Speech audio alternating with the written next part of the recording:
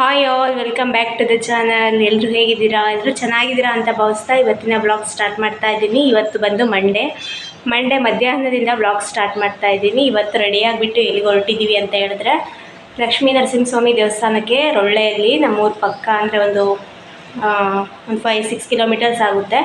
ಹಾಗಾಗಿ ಇವತ್ತು ಜಾತ್ರೆ ಇದೆ, ನೆನ್ನೆ ಎಲ್ಲ ಜಾತ್ರೆ ಆಗಿದೆ, ಇವತ್ತು ಹೋಗೋಣ ಅಂತ ಹೇಳ್ಬಿಟ್ಟು ಹೊರಟಿದ್ವಿ. ಫುಲ್ ವ್ಲಾಗ್ ನೋಡಿ, ತುಂಬಾ ಚೆನ್ನಾಗಿರುತ್ತೆ. ಹಾಗೆ ಇನ್ನೂ ಯಾರೆಲ್ಲ ಸಬ್ಸ್ಕ್ರೈಬ್ ಮಾಡಿಲ್ಲ ದಯವಿಟ್ಟು ಸಬ್ಸ್ಕ್ರೈಬ್ ಮಾಡ್ಕೊಂಡು ನೋಡಿ. ವಿಡಿಯೋ ಇಷ್ಟ ಆದರೆ ಒಂದೇ ಒಂದು ಲೈಕ್ ಮಾಡಿ, ಹಾಗೆ ಕಮೆಂಟ್ ಮಾಡಿ, ಸರಿನಾ? ಇವಾಗ ಕೆಳಗಡೆ ಬಂದ್ವಿ, ರೆಡಿ ಆಗಿಬಿಟ್ಟು ಎಲ್ಲ ತಿಂಡಿ ಎಲ್ಲ ಮುಗಿಸ್ಕೊಂಡಿದ್ವಿ. ಅಡುಗೆ ಎಲ್ಲ ಮಾಡಿ ಇಟ್ಟು ಬಂದಮೇಲೆ ಊಟ ಮಾಡೋಣ ಅಂತ ಹೇಳ್ಬಿಟ್ಟು ಟೈಮ್ ಬಂದು ಇವಾಗ 12:30 ಆಗಿದೆ. ಸ್ವಲ್ಪ ಗಾಡಿ ವಾಶ್ ಮಾಡ್ಸೋಣ ಅಂತ ಹೇಳ್ಬಿಟ್ಟು ಗಾಡಿ ವಾಶ್ ಮಾಡಿಸ್ಕೊಂಡು ಇವಾಗ ಹೊರಟ್ವಿ. ನಮ್ಮೂರಿಂದ ಒಂದು 5 to 6 ಕಿಲೋಮೀಟರ್ಸ್ ಆಗುತ್ತೆ ಅಷ್ಟೇ. ಈ ಹೈವೇ ಮಾಡಿದ ಮೇಲೆ ಮುಂಚೆ ಎಲ್ಲ ಬೇರೆ ರೂಟ್ಗೆ ಹೋಗಬೇಕಿತ್ತು. ನಾನು ಸ್ಕೂಲ್ಗೆ ಹೋಗ್ಬೇಕಾದ್ರೆಲ್ಲ ಬಸ್ಸಲ್ಲೆಲ್ಲ ಹೋಗ್ತಿದ್ವಲ್ಲ, ಸ್ವಲ್ಪ ಒಂದು 10 ಕಿಲೋಮೀಟರ್ಸ್ ಆಗೋದು. ಈ ಹೈವೇ ಮಾಡಿದ ಮೇಲೆ ಅನುಕೂಲ ಆಯಿತು, ಬೇಗ ಹೋಗ್ಬಿಟ್ಟು ಬೇಗ ಬಂದುಬಿಡ್ಬೋದು. ಹಾಗಾಗಿ ಇವಾಗ ಹೊರಟಿದ್ದೀವಿ. ನಾನು ಮತ್ತು ನನ್ನ ಮಗಳು ಹೋಗ್ತಾ ಇದ್ದೀವಿ. ನೋಡ್ತಿರ್ಬೋದು ಎಷ್ಟು ಚೆನ್ನಾಗಿದೆ ನೇಚರ್. ಅಂದರೆ ಸ್ವಲ್ಪ ಬಿಸಿಲು ಕಡಿಮೆ ಇದೆ ಇವತ್ತು. ಒಂದು 12:30 1 o'clock ಆಗಿ ಹೊರಟ್ರು ಕೂಡ ಸ್ವಲ್ಪ ಅಷ್ಟು ಏನು ಬಿಸಿಲು ಅನ್ನಿಸ್ಲಿಲ್ಲ. ಹಾಗಾಗಿ ನಿಧಾನಕ್ಕೆ ಹೋಗ್ತಾ ಇದ್ದೀವಿ. ನಿನ್ನೆನೇ ಆ್ಯಕ್ಚುಲಿ ಜಾತ್ರೆ ಎಲ್ಲ ಆಗೋಗಿದೆ, ಅಂದರೆ ನಿನ್ನೆ ತೇರು, ಭೂತಪ್ಪ ಉತ್ಸವ ಎಲ್ಲನೂ ಆಗೋಗಿದೆ. ನಿನ್ನೆ ಹೋಗೋದಕ್ಕಾಗಲಿಲ್ಲ, ಯಾಕೆಂದರೆ ಊರಲ್ಲಿದ್ದೆಲ್ಲ, ಅಮ್ಮಂಗೆ ಬೇರೆ ಹುಷಾರಿರಲಿಲ್ಲ, ಅಲ್ಲೇ ಇದ್ದೆ ಅಂತ ಹೇಳ್ಬಿಟ್ಟು ಹೋಗೋದಕ್ಕಾಗಲಿಲ್ಲ.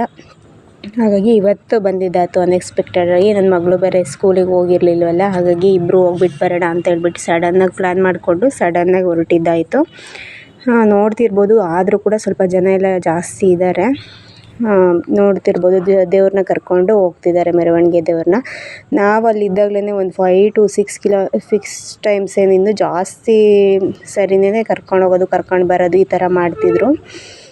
ಹಾಗಾಗಿ ಈ ಥರ ನೀರೆಲ್ಲ ತಗೊಂಡೋಗಿ ಮಣೆವು ಅಂತ ಹೇಳ್ತಾರೆ ನಮ್ಮೂರ ಕಡೆ. ಅಂದರೆ ದೇವ್ರು ಹೋಗೋವಾಗ ಈ ಥರ ನೀರೆಲ್ಲ ಹಾಕ್ಬಿಟ್ಟು ಸ್ವಲ್ಪ ಮಡಿಯಿಂದ ಕರ್ಕೊಂಡು ಹೋಗೋದು, ಕರ್ಕೊಂಬರೋದು ಈ ಥರ ಮಾಡ್ತಾರೆ. ಎಲ್ಲ ನೋಡಿಕೊಂಡು ನಾವು ಸ್ವಲ್ಪ ಹೂವೆಲ್ಲ ತೊಗೋಬೇಕಿತ್ತು. ಹಾಗಾಗಿ ಹೂವು, ಹಣ್ಣು ಎಲ್ಲ ತೊಗೊಂಡು ಆಮೇಲೆ ದೇವಸ್ಥಾನದ ಒಳಗಡೆ ಹೋಗೋಣ ಅಂತ ಹೊರಟಿದ್ವಿ. ಇದೇನೇ ತೇರು, ನೆನ್ನೆಲ್ಲ ತೇರು ಎಳೆದಿದ್ದಾರೆ, ಹೂವೆಲ್ಲ ಹಾಕಿದ್ದಾರೆ. ಬಿಸಿಲಿಗೆಲ್ಲ ಹೂವೆಲ್ಲ ಬಾಡೋಗಿದೆ, ಆದರೂ ತುಂಬ ಚೆನ್ನಾಗಿದೆ ನೋಡೋದಕ್ಕೆ. 2 ದೇವಸ್ಥಾನ ಮತ್ತು ತೇರು ಒಂದೇ ಎತ್ತರದಲ್ಲೇ ಇದ್ದಾವೆ. ಇದು ಬಂದು ದೇವಸ್ಥಾನ. ಇವಾಗ ನಾವು ಒಳಗಡೆ ಹೋಗೋಣ ಅಂತ ಹೋಗ್ತಾ ಇದ್ದೀವಿ. ಕಾಯಿ, ಹೂವು, ಹಣ್ಣು ಎಲ್ಲನೂ ಅಲ್ಲೇ ಸಿಗುತ್ತೆ. ಬಟ್ ಕಾಯಿ ತೊಗೊಂಡು ಬಂದಿದ್ದೆ ನಾನು ಅಲ್ಲೇ. ಹೂವನ್ನು ತಗೊಂಡು, ಮಲ್ಲಿಗೆ ಹೂವು ಇದ್ವು ಇಲ್ಲಿ, ದುಂಡು ಮಲ್ಲಿಗೆ. ಹಾಗಾಗಿ ಮುಡ್ಕೊಳ್ಳೋಣ ಅಂತ ಆಸೆ ಆಯಿತು. ಹಾಗಾಗಿ ಅವು ಸ್ವಲ್ಪ ತಗೊಂಡು ಮುಟ್ಕೊಂಡು ದೇವ್ರಿಗೆ ಸ್ವಲ್ಪ ಹೂವು ಎಲ್ಲ ತಗೊಂಡು ಒಳಗಡೆ ಹೋದರೆ ತುಂಬ ಜನ ಜಾಸ್ತಿ ಇದ್ದರು. ಹಾಗಾಗಿ ಇವಾಗ ಪೂಜೆ ಮಾಡಿಸಿದ್ರು ಸರಿ ಇರಲ್ಲ ಅಂತ ಹೇಳ್ಬಿಟ್ಟು ಸ್ವಲ್ಪ ಹೊರಗಡೆ ಹೋಗ್ಬಿಟ್ಟು ನಾಮ ಎಲ್ಲ ಇಡಿಸ್ಕೊಂಡು ಬರೋಣ ಅಂತ ಹೊರಗಡೆ ಹೋದ್ವಿ. ಜನ ಸ್ವಲ್ಪ ಕಡಿಮೆ ಆಗಲಿ ಅಂತ ಹೇಳ್ಬಿಟ್ಟು ಅಲ್ಲೆಲ್ಲ ಸ್ವಲ್ಪ ಜನ ನಾಮ ಎಲ್ಲ ಇಟ್ಕೊಂಡಿದ್ರು. ಹಾಗಾಗಿ ನಾವು ಎಲ್ಲಿ ಇಡ್ತಿದ್ದಾರೆ ಅಂತ ಕೇಳಿದ್ವಿ. ಹೊರಗಡೆ ಇಡ್ತಿದ್ದಾರೆ ಎಲ್ಲ ಎಂಟ್ರೆನ್ಸಲ್ಲಿ ಅಂತ ಹೇಳಿದರು. ಬರಬೇಕಾದ್ರೆ ನೋಡಲಿಲ್ಲ ನಾನು ಆ್ಯಕ್ಚುಲಿ. ಹಾಗಾಗಿ ಹೊರಗಡೆ ಹೋಗಿ ಮತ್ತೆ ನಾಮ ಎಲ್ಲ ಇಡಿಸ್ಕೊಂಡು ಹೊರಗಡೆನೇ ವೆಯ್ಟ್ ಮಾಡ್ತಾಯಿದ್ವಿ. ಸ್ವಲ್ಪ ಜನ ಆಚೆ ಬಂದಮೇಲೆ ಹೋಗೋಣ ಅಂತ ಹೇಳ್ಬಿಟ್ಟು ನಾಮ ಎಲ್ಲ ಇಟ್ಕೊಂಡು ಆಮೇಲೆ ಒಳಗಡೆ ಹೋದ್ವಿ. ದೇವ್ರ ದರ್ಶನ ಮಾತ್ರ ತುಂಬಾ ಚೆನ್ನಾಗಾಯಿತು. ಹಾಗೆ ಒಳಗಡೆ ಎಲ್ಲ ಕೈ ಮುಕ್ಕೊಂಡು ಪೂಜೆ ಎಲ್ಲ ಮಾಡಿಸ್ಕೊಂಡು, ನಿನ್ನೆ ಬಂದಿದ್ರು ಕೂಡ ಈ ಥರ ದರ್ಶನ ಆಗ್ತಿರಲಿಲ್ಲ, ತುಂಬ ಜನ ಇದ್ರಲ್ಲ. ಹಾಗಾಗಿ ಮುಂದೆನೇ ಈ ಥರ ದೇವರೆಲ್ಲ ಇಟ್ಟಿದ್ದಾರೆ, ಮೆರವಣಿಗೆ ದೇವರೇನೋ ಗೊತ್ತಿಲ್ಲ. ನಾನು ಬಂದು ತುಂಬ ವರ್ಷನೇ ಆಗೋಗಿದೆ. ಹಾಗಾಗಿ ಇವತ್ತು ಬಂದಿದ್ದು, ಏನೋ ಸ್ವಾಮಿಯನ್ನು ಇವತ್ತು ಕರೆಸ್ಕೋಬೇಕು ಅಂತ ಇರ್ತೇನೆ. ಹಾಗಾಗಿ ಇವತ್ತು ಬಂದಿದ್ದಾಯಿತು. ಹಾಗೆಯೇ ಎಲ್ಲ ಪೂಜೆ ಎಲ್ಲ ಮುಗಿಸ್ಕೊಂಡು ಒಳಗಡೆ ಸ್ವಲ್ಪ ಯಂತ್ರ ತಗೋಬೇಕಿತ್ತು, ಒಂದು ಮಲ್ಲಿಗೆ. ಹಾಗಾಗಿ ತಗೊಳ್ಳೋಣ ಅಂತ ಹೇಳ್ಬಿಟ್ಟು ವೆಯ್ಟ್ ಮಾಡ್ತಾಯಿದ್ದೆ. ಮುಂದೆಗಡೆ ನೋಡ್ತಿದ್ದೆ ಲಕ್ಷ್ಮೀ ನರಸಿಂಹಸ್ವಾಮಿ ಎಷ್ಟು ಚೆನ್ನಾಗಿದ್ದಾರೆ ಅಂತ ಹೇಳ್ಬಿಟ್ಟು ಅದು ಎಲ್ಲ ತಗೊಂಡು ವಿಡಿಯೋ ಎಲ್ಲ ಮಾಡಿಕೊಂಡು ಸ್ವಲ್ಪ ಯಂತ್ರ ತಗೊಳ್ಳೋಣ ಅಂತ ಹೇಳ್ಬಿಟ್ಟು ಅಲ್ಲೇ ಕ್ಯೂವಲ್ಲಿ ನಿಂತಿದ್ವಿ. ಸೈಡಲ್ಲಿ ಒಳಗಡೆನೇ ಪೂಜೆ ಎಲ್ಲ ಮಾಡಿಸ್ಬಿಟ್ಟು ಆಮೇಲೆ ಹೊರಗಡೆ ಯಂತ್ರ ಇಟ್ಕೊಂಡು ಮಾರ್ತಿರ್ತಾರೆ. ಹಾಗಾಗಿ ನಾವು ಮಂಗಳಾರತಿ ಎಲ್ಲ ಮಾಡಿಸ್ಕೊಂಡು ಪೂಜೆ ಎಲ್ಲ ಮುಗಿಸ್ಕೊಂಡು ಹೊರಗಡೆ ಬಂದ್ವಿ. ಹೊರಗಡೆ ಬಂದ ತಕ್ಷಣ ಇದು ಬಂದು 3ನೇ ರೌಂಡ್ ಇತ್ತು. ಮತ್ತೆ ದೇವ್ರನ್ನ ಕರ್ಕೊಂಡು ಹೋಗೋದಕ್ಕೆ ಇಲ್ಲಿ ಆರತಿ ಎಲ್ಲ ಮಾಡ್ತಿದ್ದಾರೆ. ನಾವು ಕೂಡ ಅಲ್ಲಿ ಆರತಿ, ಮಂಗಳಾರತಿ ಎಲ್ಲ ತೊಗೊಂಡು ಪೂಜೆ ಮಾಡಿಸ್ಕೊಂಡು ಸ್ವಲ್ಪ ನವಗ್ರಹಗಳು ಇದ್ವಲ್ಲಿ, ಹಾಗಾಗಿ ಒಂದು ಪ್ರದಕ್ಷಿಣೆ ಹಾಕೋಣ ಅಂತ ಹೇಳ್ಬಿಟ್ಟು ಹೊರಗಡೆ ಹೋದ್ವಿ. ನವಗ್ರಹ ಎಲ್ಲ ಪ್ರದಕ್ಷಿಣೆ ಹಾಕ್ಬಿಟ್ಟು ಆಮೇಲೆ ದೇವಸ್ಥಾನ ಪ್ರದಕ್ಷಿಣೆ ಹಾಕೋಣ ಅಂತ ಹೇಳ್ಬಿಟ್ಟು ಬಂದ್ವಿ. ದೇವಸ್ಥಾನ ಇದು ಇತಿಹಾಸದ ದೇವಸ್ಥಾನ ಅಂತಲೇ ಹೇಳ್ಬೋದು. ಯಾಕೆಂದರೆ ಸುತ್ತ ಪೇಂಟಿಂಗ್ ಹಾಕಿದ್ದಾರೆ, ಒಂದೊಂದು ದೇವ್ರದ್ದು ಒಂದೊಂದು ಕಡೆ ಪೇಂಟಿಂಗು. ಅಂದರೆ ರೀಸೆಂಟಾಗಿ ಹಾಕಿರಬೇಕು, ಇದು ತುಂಬ ದಿನ ಏನು ಆಗಿಲ್ಲ ಹಾಕಿ. ಗೊತ್ತಿದ್ದರೆ ಕಮೆಂಟ್ ಮಾಡಿ ಯಾವಾಗ ಹಾಕಿರೋದು ಏನು ಅಂತ ಹೇಳ್ಬಿಟ್ಟು. ಅವ್ರು ಒಳ್ಳೆ ಸುತ್ತಮುತ್ತ ಇರೋರು ಯಾರಾದರೂ ನೋಡ್ತಿದ್ರೆ ಗೊತ್ತಿರುತ್ತೆ. ಹಾಗೆ ನಾವು ಪ್ರದಕ್ಷಿಣೆ ಎಲ್ಲ ಹಾಕ್ಕೊಂಡು ಒಂದೊಂದು ದೇವರು ಒಂದೊಂದು ಥರ ಪೇಂಟಿಂಗ್ ಮಾಡಿದ್ದಾರೆ. ಮಾತ್ರ ಕ್ಲಿಯರಿಟಿ ಮತ್ತು ಫಿನಿಶಿಂಗ್ ಮಾತ್ರ ಸೂಪರಾಗಿ ಕೊಟ್ಟಿದ್ದಾರೆ. ಅಷ್ಟೇ ಚೆನ್ನಾಗಿ ಪೇಂಟಿಂಗ್ ಮಾಡಿದ್ದಾರೆ. ಆಮೇಲೆ ದೇವಸ್ಥಾನದ ಗೋಪುರ ಬಂದುಬಿಟ್ಟು ಈ ಥರ ಇದೆ ಒಳಗಡೆ. ನಾವು ಬಂದು ತುಂಬ ವರ್ಷ ಆಗಿದೆಯಲ್ಲ, ಈಗ ತುಂಬ ಚೆನ್ನಾಗಿ ಇಂಪ್ರೂವ್ ಮಾಡಿದ್ದಾರೆ. ಹಾಗೆ ತುಂಬ ಚೆನ್ನಾಗಿ ಮೇಂಟೈನ್ ಮಾಡಿದ್ದಾರೆ ದೇವಸ್ಥಾನ ಒಳಗಡೆ. ನೀಟ್ನೆಸ್ಸು ಹೊರಗಡೆ ಜಾತ್ರೆ ಇರೋದ್ರಿಂದ ಆ ಥರ ಇದೆ ಅಷ್ಟೇನೆ. ಒಳಗಡೆ ಮಾತ್ರ ದೇವಸ್ಥಾನ ತುಂಬಾ ಚೆನ್ನಾಗಿ ಇಟ್ಕೊಂಡಿದ್ರು. ನಾವು SLC ಎಕ್ಸಾಮ್ ಎಲ್ಲ ಈ ಕಡೆ ಅಂದರೆ ದೇವಸ್ಥಾನದ ಪಕ್ಕದಲ್ಲೇ ಒಂದು ಸ್ಕೂಲ್ ಇದೆ, ಹೈಸ್ಕೂಲು. ಅಲ್ಲೇ ನಾವೆಲ್ಲ ಎಕ್ಸಾಮ್ ಎಲ್ಲ ಬರೆದಿದ್ದು. ನಂದು 6th to 10th ಎಜುಕೇಷನ್ ಎಲ್ಲ ಇಲ್ಲೇ ನಾನು ಮಾಡಿದ್ದು. ಹಾಗಾಗಿ ದೇವಸ್ಥಾನಕ್ಕೇನು ಯಾವಾಗಲೂ ಬರ್ತಿರ್ಲಿಲ್ಲ. ಯಾವಾಗಾದರೂ ಫ್ರೆಂಡ್ಸ್ ಜೊತೆ ಜಾತ್ರೆಗೆ ಬಂದಾಗ ಮಾತ್ರ ಹಾಗೆ ಬರ್ತಾಯಿದ್ದೆ. ಇಷ್ಟು ಕ್ಲಿಯರಾಗಿ ನಾನು ದೇವಸ್ಥಾನ ನೋಡಿರಲಿಲ್ಲ. ಇವತ್ತೇ ಫಸ್ಟ್ ಟೈಮ್ ನಾನು ನೋಡ್ತಾ ಇರೋದು. ತುಂಬ ಚೆನ್ನಾಗಿ ಪೇಂಟಿಂಗ್ ಮಾಡಿದ್ದಾರೆ ದೇವಸ್ಥಾನ ದೇವರು ಎಲ್ಲನೂ. ಇದು ಎಲ್ಲ ಇತಿಹಾಸ ಇರುತ್ತೆ, ಚರಿತ್ರೆ ಇರುತ್ತೆ. ಹಾಗಾಗಿ ಸುಮ್ಮನೆ ಈ ಥರ ಪೇಂಟಿಂಗ್ ಮಾಡೋಕ್ಕಾಗೋದಿಲ್ಲ. ಏನೋ ಒಂದು ಕತೆ ಇದ್ದೇ ಇರುತ್ತೆ ಇದಕ್ಕೆ. ಹಾಗಾಗಿ ಎಲ್ಲ ಪೇಂಟಿಂಗ್ ಎಲ್ಲ ನೋಡಿಕೊಂಡು ಆಮೇಲೆ ನಾನು ಪ್ರದಕ್ಷಿಣೆ ಎಲ್ಲ ಮುಗಿಸ್ಕೊಂಡು ಬಂದಿದ್ದಾಯಿತು. ಎಂಟ್ರೆನ್ಸು ಈ ಥರ ಇದೆ. ಎರಡು ಕಡೆಯೂ ಬಾಗಿಲಿದೆ. ಯಾಕೆಂದರೆ ಬಂದಿರೋ ಜನಗಳಿಗೆ, ಭಕ್ತಾದಿಗಳಿಗೆ ತೊಂದರೆ ಆಗಬಾರ್ದು ಅಂತ ಹೇಳ್ಬಿಟ್ಟು ಎರಡು ಕಡೆ ಈ ಥರ ಎಲ್ಲ ದೇವಸ್ಥಾನದಲ್ಲೂ ಈ ಥರ ಮಾಡಿರ್ತಾರೆ. ಹಾಗಾಗಿ ದೊಡ್ಡದಾಗೆ ಬಾಗಿಲು ಎರಡು ಕಡೆಯೂ ಇದೆ. ನಾವು ಎಲ್ಲ ನೋಡಿಕೊಂಡು ಆಮೇಲೆ ಹಾಗೆ ಪ್ರದಕ್ಷಿಣೆ ಎಲ್ಲ ಮಾಡಿಕೊಂಡು ಆಮೇಲೆ ಹೊರಗಡೆ ಬಂದಿದ್ದಾಯಿತು. ಪೂಜೆ ಮಾತ್ರ ತುಂಬಾ ಚೆನ್ನಾಗಾಯಿತು. ನನ್ನ ಮಗಳು ಅಷ್ಟರಲ್ಲಿ ಸಾಕು ಬಾ ಮಮ್ಮಿ ಹೋಗೋಣ ಅಂತ ಹೇಳ್ತಿದ್ಲು. ಯಾಕಂದರೆ ಆಗಲೂ ಊಟದ ಟೈಮ್ ಆಗೋಗಿತ್ತು. 1:32 ಆಗಿತ್ತು ಆಗಲೇ. ಅಲ್ಲಲ್ಲೇ ನೈವೇದ್ಯ ಎಲ್ಲನೂ ಮಾಡ್ತಾಯಿದ್ರು. ನಾವೆಲ್ಲ ನೋಡಿಕೊಂಡು ಬಂದಿದ್ದಾಯಿತು. ಜಾತ್ರೆಗೆ ಹೋಗೋಣ ಅಂತ ಹೇಳ್ಬಿಟ್ಟು ಹೊರಗಡೆ ಬಂದ್ವಿ. ಬಿಸಿಲು ಮಾತ್ರ ಇವಾಗ ತುಂಬ ಜಾಸ್ತಿ ಆಗೋಗಿದೆ.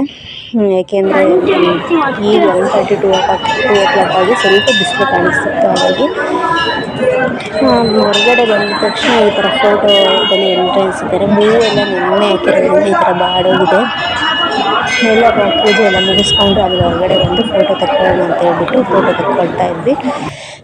ನನ್ನ ಮಗಳು ಬಂದು ಬಿಸಿಲಿಗೆ ಕಣ್ಣು ಬಿಡೋಕ್ಕಾಗಲ್ಲ ಅಂತ ಹೇಳ್ಬಿಟ್ಟು ಈ ಥರ ಕಣ್ಣೆ ಅಂದರೆ ಬಿಸಿಲು ಅಷ್ಟೇ ಎದ್ರು ಬಿಸಿಲು ಹೊಡಿತಾ ಇತ್ತು. ಹಾಗಾಗಿ ಫೋಟೋಸ್ ಎಲ್ಲ ತಕ್ಕೊಂಡು ಅವರಿಬ್ಬರು ಮಕ್ಕಳು ಸ್ಕೂಲಿಗೆ ಹೋಗಿದ್ರು.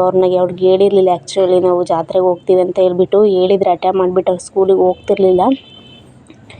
ಇವಾಗ ಜಾತ್ರೆ ಕಡೆ ಬಂದ್ವಿ. ಎಲ್ಲರಿಗೂ ಗೊತ್ತಿರುತ್ತೆ ಜಾತ್ರೆ ಅಂದರೆ ಇದೇ ಥರನೇ ಇರುತ್ತೆ ಎಲ್ಲ ಕಡೆನೂ. ಕೆಲವ್ರಿಗೆ ಇದು ಒಂದು ಖುಷಿ ನೋಡೋದಕ್ಕೆ, ಕೆಲವ್ರಿಗೆ ಹೊಟ್ಟೆಪಾಡು ಅಂತ ಹೇಳ್ಬೋದು. ಯಾಕೆಂದರೆ ಎಷ್ಟು ಬಿಸಿಲೇ ಆಗಲಿ ಏನೇ ಆಗಲಿ ಅವ್ರು ಕುತ್ಕೊಂಡು ಅಂಗಡಿ ಹಾಕ್ಕೊಂಡು ಇದು ಮಾಡ್ತಿರ್ತಾರಲ್ಲ, ಅದೆಲ್ಲ ನೋಡಿದರೆ ಹೊಟ್ಟೆ ಉರಿಯುತ್ತೆ. ಏನು ಮಾಡೋಕ್ಕಾಗಲ್ಲ, ಹೊಟ್ಟೆಪಾಡು ಜೀವನಾಂಶ, ಏನು ಮಾಡೋಕ್ಕಾಗೋದಿಲ್ಲ. ಹಾಗಾಗಿ ಎಲ್ಲ ನೋಡಿಕೊಂಡು ಅಂಗಡಿಗಳೆಲ್ಲ ತುಂಬ ಚೆನ್ನಾಗೇ ಜೋಡಿಸಿದ್ರು. ನಾವೇನೇನು ತಗೊಳ್ಳಿಲ್ಲ. ಆ್ಯಕ್ಚುಲಿ ಮಕ್ಕಳು ತಿನ್ನೋದಿಲ್ಲ, ಪೂರಿ ಅದೆಲ್ಲ ಕೆಮ್ಮಾಗಿಬಿಡುತ್ತೆ ಅಂತ ಹೇಳ್ಬಿಟ್ಟು ಏನೂ ತಗೊಳ್ಳಿಲ್ಲ. ಒಂದು ಸ್ಟೀಲ್ ಐಟಮ್ ಬೇಕಿತ್ತು, ಕಡಾಯಿ. ಹಾಗಾಗಿ ಅದೊಂದು ತಗೊಂಡೆ. ಅದನ್ನೇನು ವೀಡಿಯೋ ಮಾಡ್ಕೊಳ್ಳಿಲ್ಲ. ಸ್ವಲ್ಪ ಬಳೆ ಎಲ್ಲ ತಗೊಳ್ಳೋಣ. ನನಗೆ ಈ ಥರ ಜಾತ್ರೆಯಲ್ಲಿ ಬಳೆ ತಗೊಳ್ಳೋದು ಅಂದರೆ ತುಂಬಾ ಇಷ್ಟ. ಹಾಗಾಗಿ ಬಳೆ ತೊಟ್ಕೊಂಡು ಆಮೇಲೆ ನನ್ನ ಮಗಳಿಗೆ ಏನಾದ್ರು ಐಸ್ ಕ್ರೀಮನ್ನು ತಗೊಂಡು ಅಷ್ಟೇ, ತಿನ್ನೋಕ್ಕೆ ಬೇರೆ ಏನೂ ಕೊಡಿಸ್ಲಿಲ್ಲ. ಐಸ್ ಕ್ರೀಮನ್ನು ಕೊಡಿಸ್ದೆ.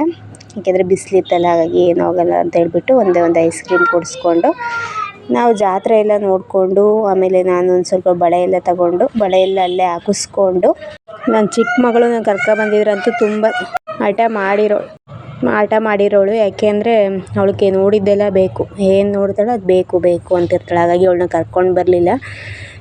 ಎಲ್ಲ ನೋಡಿಕೊಂಡು ನಾವು ಎಲ್ಲ ಜಾತ್ರೆ ಎಲ್ಲ ಓಡಾಡಿಕೊಂಡು ಸುಮ್ಮನೆ ಹಾಗೇ ಸ್ವಲ್ಪ ಟೈಮ್ ಸ್ಪೆಂಡ್ ಮಾಡಿಕೊಂಡು ಆಮೇಲೆ ಬಳೆ ತಗೊಳ್ಳೋಣ ಅಂತ ಹೇಳ್ಬಿಟ್ಟು ಹೋದೆ. ಈ ಥರ ನನಗೆ ಇಲ್ಲೇ ತಗೊಂಡು ಇಲ್ಲೇ ಕೈಗೆ ಹಾಕಿಸ್ಕೊಳ್ಳೋದು ಅಂದರೆ ತುಂಬಾ ಇಷ್ಟ. ಅಪರೂಪ ಎಂದೋ ಒಂದಿನ ಈ ಥರ ಬಂದಾಗ ಮಾತ್ರ. ಮೊನ್ನೆ ಮಾಗೋಡು ಜಾತ್ರೆಗೆ ಹೋಗಿದ್ವಲ್ಲ, ಅಲ್ಲೂ ಅಷ್ಟೇ ನಮ್ಮ ಮನೆಯವ್ರಿಗೆ ಕೇಳಿದೆ ಅಲ್ಲಿ ಹಾಕ್ಸ್ರಿ ಅಂತ ಹೇಳ್ಬಿಟ್ಟು. ಅಲ್ಲಿ ಟೈಮ್ ಇರಲಿಲ್ಲ ಅಂತ ಹೇಳ್ಬಿಟ್ಟು ಬರೀ ಹಾಗೆ ಹೀಗೆ ಓಡಾಡಿಕೊಂಡು ಬಂದಿದ್ದಾಯಿತು. ಇವತ್ತಾದರೂ ತಗೊಳ್ಳೋಣ ಅಂತ ಹೇಳ್ಬಿಟ್ಟು ತಗೊಳ್ತಾ ಇದ್ದೆ. ನಮ್ಮ ಹೆಣ್ಮಕ್ಳು ಹಂಗೆ ಬೇಗ ಒಪ್ಪೋದೇ ಇಲ್ಲ, ಅದು ಇದು ಅಂತ ಎಲ್ಲೋ ನೋಡಿ ಫಸ್ಟ್ ಯಾವ್ದು ನೋಡಿರ್ತೀವೋ ಮತ್ತು ಅದನ್ನೇ ತಗೊಳ್ಳೋದು. ಎಲ್ಲ ಹೆಣ್ಮಕ್ಳು ಹೀಗೇನೆ. ಹಾಗಾಗಿ ನಾನು ಬಳೆ ತಗೊಂಡು ಒಂದೇ ಒಂದು ಸೆಲೆಕ್ಟ್ ಮಾಡ್ಕೊಂಡು ಯಾವುದೋ ಒಂದು ಅಂತ ಹೇಳ್ಬಿಟ್ಟು ಮತ್ತೆ ಏನು ಯೂಸ್ ಮಾಡಲ್ಲ, ಒಂದೊಂದು ಹಾಕ್ಕೊಳ್ಳೋದು ಅಷ್ಟೇ. ಬಟ್ ಏನೋ ಅದೊಂದು ಸೆಂಟಿಮೆಂಟ್, ಈ ಥರ ಜಾತ್ರೆಗೆ ಬಂದಾಗ ಬಳೆ ತಗೋಬೇಕು ಅಂತ ಹೇಳ್ಬಿಟ್ಟು ಬಳೆ ಎಲ್ಲ ತಗೊಂಡು ಆಮೇಲೆ ಈ ವಿಡಿಯೋದಲ್ಲಿ ಕೂಡ ಕೇಳಿಸ್ತಾ ಇದೆ ನನ್ನ ಮಗಳು ಅಳೋದು. ಅವಳು ಅಷ್ಟು ಹಠ ಮಾಡ್ತಾಳೆ, ಅಷ್ಟು ಕೇಣಿದೆ ಚಿಕ್ಕ ಮಗಳು. ಹಾಗಾಗಿ ಅವಳನ್ನ ಕಂಟ್ರೋಲ್ ಮಾಡೋಕ್ಕೆ ಆಗೋದೇ ಇಲ್ಲ ನಮ್ಮ ಕೈಲಂತೂ. ಎಲ್ಲ ಟೈಮ್ ಬಂದು ಇವಾಗ 2:15 ಆಗಿತ್ತು. ನನ್ನ ಮಗಳು ಏನಾದರೂ ತಿನ್ನಕ್ಕೆ ಕೊಡಿಸು ಅಂದ್ಲು. ಅನಿವಾರ್ಯ ಏನೂ ಮಾಡೋಕ್ಕಾಗೋದಿಲ್ಲ, ಮನೆವರೆಗೂ ನಾವಾದರೆ ಇರ್ತೀವಿ, ಮಕ್ಕಳು ಕೇಳಲ್ವಲ್ಲ. ಹಾಗಾಗಿ ಗೋಬಿ ಕೊಡ್ಸೋಣ ಅಂತ ಹೇಳ್ಬಿಟ್ಟು ಬಂದೆ. ಇದು ನೋಡಿರಿ ಒಳ್ಳೆ ಬಸ್ ಸ್ಟ್ಯಾಂಡು. ನಾವೆಲ್ಲ ತುಂಬಾ ಮೆಮೊರೀಸ್ ಇದೆ ಇಲ್ಲಿ ನನಗಂತೂ. ಏನಂದರೆ ಸ್ಕೂಲಿಗೆಲ್ಲ ಬರ್ತಾ ಇದ್ವಿ, ಇಲ್ಲೇ ವೆಯ್ಟ್ ಮಾಡ್ತಾ ಇದ್ವಿ, ಬಸ್ಗೆ ಹೋಗ್ತಾ ಇದ್ವಿ ಬರ್ತಾ ಇದ್ವಿ. ನನಗಂತೂ ತುಂಬಾ ನೆನಪಾಗೋಯ್ತು, ನಂದು ಸ್ಕೂಲ್ ಡೇಸ್ ಎಲ್ಲ ನೆನಪಾಗೋಯ್ತು. ಅದು ಹೇಳೋಕ್ಕಾಗೋದಿಲ್ಲ, ಅದು ಅಷ್ಟು ಬೇಜಾರು ಆಗೋಗುತ್ತೆ. ಎಲ್ಲ ಮೆಮೊರಿ ಇರುತ್ತಲ್ಲ ಬಂದಿದ್ದು. ಪ್ರತಿದಿನ ಟ್ರಾವೆಲ್ ಮಾಡಿರ್ತೀವಿ, ಪ್ರತಿದಿನ ನೋಡಿರ್ತೀವಿ. ಒಂದೊಂದು ಸುಮಾರು ಚೇಂಜಸ್ ಆಗಿದೆ, ಕೆಲವೊಂದೊಂದು ಚೇಂಜಸ್ ಆಗಿಲ್ಲ. ಹಾಗೆ ಇದೆ, ಏನೋ ಒಂದು ಸೆಂಟಿಮೆಂಟ್ ಇರುತ್ತೆ, ಅದು ನಾವು ಓದಿರೋ ಊರು ಅಂತ ಹೇಳಿಬಿಟ್ರೆ. ಹಾಗಾಗಿ ಎಲ್ಲ ಮುಗಿಸ್ಕೊಂಡು ನಾನು ತಿನ್ನಲಿಲ್ಲ, ಸ್ವಲ್ಪನೇ ತಿಂದಿದ್ದು. ಊಟ ಮಾಡೋಣ ಅಂತ ಹೇಳ್ಬಿಟ್ಟು ಬಂದ್ವಿ. ಇವಾಗ ಹೊರಟ್ವಿ, ನಾನು ಮತ್ತು ಮಗಳು ಇಬ್ಬರೇ ಬಂದಿದ್ದು. ನಮ್ಮ ಮನೆಯವ್ರು ಬರಲಿಲ್ಲ. ಬಂದರೆ ಒಂದೇ ಸಮನೆ ಆಯ್ತಾ ನಡೀರಿ ಅಂತಿರ್ತಾರೆ. ಹಾಗಾಗಿ ಅವ್ರನ್ನ ಜಾಸ್ತಿ ಫೋರ್ಸ್ ಮಾಡಲಿಲ್ಲ, ಬರ್ರಿ ಅಂತ ಹೇಳ್ಬಿಟ್ಟು ನಾವಿಬ್ಬರೇ ಬಂದಿದ್ದಾಯಿತು. ನೇಚರ್, ನಮ್ಮ ಹಳ್ಳಿ ಕಡೆ ನೇಚರೇ ಚೆಂದ ನೋಡೋದಕ್ಕೆ. ಎಷ್ಟೇ ಸಿಟಿ ಅದು ಇದು ಜೀವನ ಅಂತಂದರೂ ನಮಗೇನೆ ಇದೇ ಥರ ಲೈಫ್ ಇಷ್ಟನಪ್ಪ. ಹಾಗಾಗಿ ಎಲ್ಲ ನೋಡಿಕೊಂಡು ಮಧ್ಯದಲ್ಲಿ ವೀಡಿಯೋಸಲ್ಲಿ ನನ್ನ ಮಗಳು ವಾಯ್ಸ್ ಬರ್ತಾಯಿದ್ದೆ. ಈ ಬಿಟ್ಟು ಬೇಜಾರು ಮಾಡ್ಕೊಬಲ್ಲಿ, ಅವಳು ಹಂಗೇನೇ ಸ್ವಲ್ಪನೂ ಹೇಳಿ ಮತ್ತೆ ಕೇಳೋದಿಲ್ಲ. ಹಾಗೆ ಕಿರಿಚ್ತಾ ಇರ್ತಾಳೆ ಯಾವಾಗ್ಲೂ. ಹಾಗಾಗಿ ವಿಡಿಯೋ ಎಂಡ್ವರೆಗೂ ನೋಡಿದ್ದೀರಾ ಅಂತ ಅಂದ್ಕೊಂಡಿದ್ದೀನಿ. ವಿಡಿಯೋ ನೋಡಿರೋರು ದಯವಿಟ್ಟು ಸಬ್ಸ್ಕ್ರೈಬ್ ಮಾಡ್ಕೊಳ್ಳಿ, ಹಾಗೆ ನನಗೂ ಕೂಡ ಸಪೋರ್ಟ್ ಮಾಡಿ, ಒಂದೇ ಒಂದು ಲೈಕ್ ಮಾಡಿ, ಹಾಗೆ ವಿಡಿಯೋ ಹೇಗಿತ್ತು ಅಂತ ಹೇಳ್ಬಿಟ್ಟು ಕಾಮೆಂಟ್ ಮಾಡಿ. ಇವಾಗ ನಮ್ಮೂರಿಗೆ ಎಂಟ್ರಿ ಆದ್ವಿ. ಇದು ಬಂದು ನಮ್ಮೂರು ಎಂಟ್ರೆನ್ಸ್, ಅಂದರೆ ಹೈವೇಯಲ್ಲಿ ಸಿಕ್ಕಾಪಟ್ಟೆ ಹೋಟೆಲ್ಸು ಮತ್ತು ಡಾಬಾಗಳು ಎಲ್ಲನೂ ಮಾಡಿದ್ದಾರೆ. ಇದು ಬಂದು ಸ್ಕೂಲ್, ರೋಡ್ ಸೈಡಲ್ಲೇ ಇದೆ ಸ್ಕೂಲು, ಪ್ರೈಮರಿ ಸ್ಕೂಲು. ನಮ್ಮೂರು ಬೋರ್ಡ್ ಕಾಣಿಸ್ತು ಅಂತ ಅಂದ್ಕೊಂಡಿದ್ದೀನಿ. ಇವಾಗ ಈ ಟರ್ನಿಂಗಲ್ಲಿ ಹೋದರೆ ನಮ್ಮ ಮನೆಗೆ ಎಂಟ್ರಿ ಆಗುತ್ತೆ. ಹೀಗೆ ಬಂದಿದ ತಕ್ಷಣ ಊಟ ಮಾಡಿಕೊಂಡೆ. ಇದಾಗಿತ್ತು ಇವತ್ತಿನ ಬ್ಲಾಗ್ ಇಷ್ಟ ಆದರೆ ಲೈಕ್ ಮಾಡಿ, ಹಾಗೆ ಕಮೆಂಟ್ ಮಾಡಿ, ಸಬ್ಸ್ಕ್ರೈಬ್ ಮಾಡ್ಕೊಳ್ಳೋದು ಮರಿಬೇಡಿ. Thank you, bye.